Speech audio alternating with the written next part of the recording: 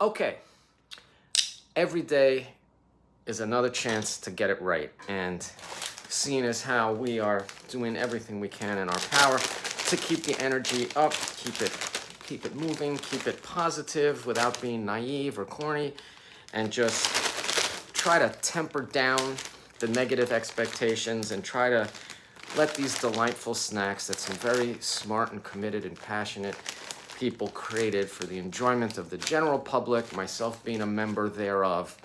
So let's look on the bright side unless you give me a reason to go completely fucking dark.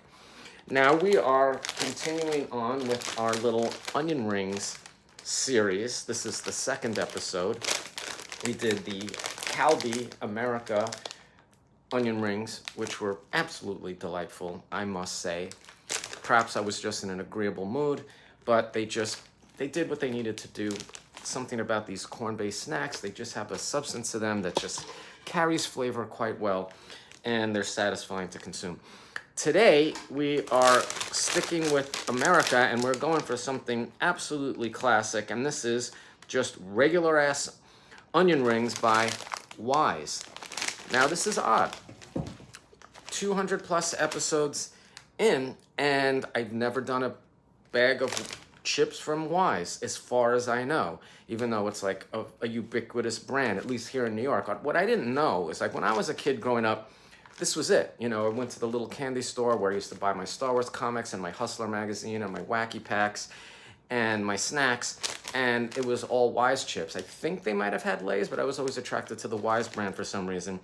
And this was, in particular, my shit. I loved these things when I was a kid. I remember when I first discovered potato chips, maybe I had the plain ones here and there, but then I always preferred the barbecue. Now, I think they're absolutely pedestrian, but at the time, there was like a binary choice. It was either plain or something with a little extra kick to it, so I liked the extra kick. And then when they came out with the onion and garlic flavor, forget it. That was what I rode with. But thing is, the reason why I don't think it's come up is that they don't really get into the weird shit. They've had the same flavors and the same logo and the same thing for fucking 40, 50 years I've been eating fucking potato chips.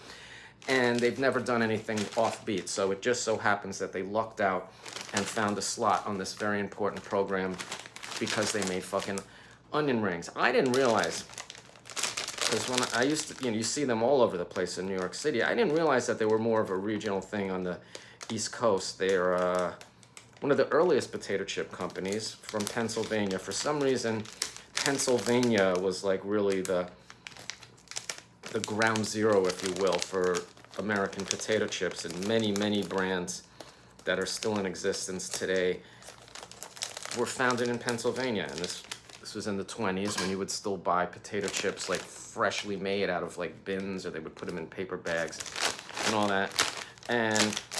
But they haven't really done much, and apparently you don't get these everywhere in America. I thought you did, but you don't. So okay, here we go. Whew. Wise onion rings. Now, yes, these are extremely weird and light and fluffy and strange. I remember when I was a kid, I loved these, but I probably hate them now. I mean, it's a very airy puff. Sort of a flat, it's not a Mobius strip. That'd be awesome if it was, but not incredibly substantial. It's like 50% air. I mean, even though they suck and they're terrible, maybe it's nostalgia, I don't know. Something visually satisfying about them. They managed to kind of nail the flavor. What does the bag say? Wise onion rings pack a big punch of bold flavor and the elite, mouth-watering crunch you crave. Right, crispy ring is coming, nothing worth, nothing going on here. Made of cornstarch, tapioca starch. Nothing special. Well, I mean, it's hard. I mean, these kind of fucking suck. They're stupid. Going down easy. Would be curious to see what happened if you put other flavors on it. It's kind of vague onion powder taste. I mean, there's nothing to it. It's impossible to fuck this up. It's looking good going forward. I'm probably never get these again. We're gonna compare them to another classic American brand tomorrow. But they're pretty different from the Calbee ones. I mean, it's just cornmeal. I mean, you can form this in any way you want.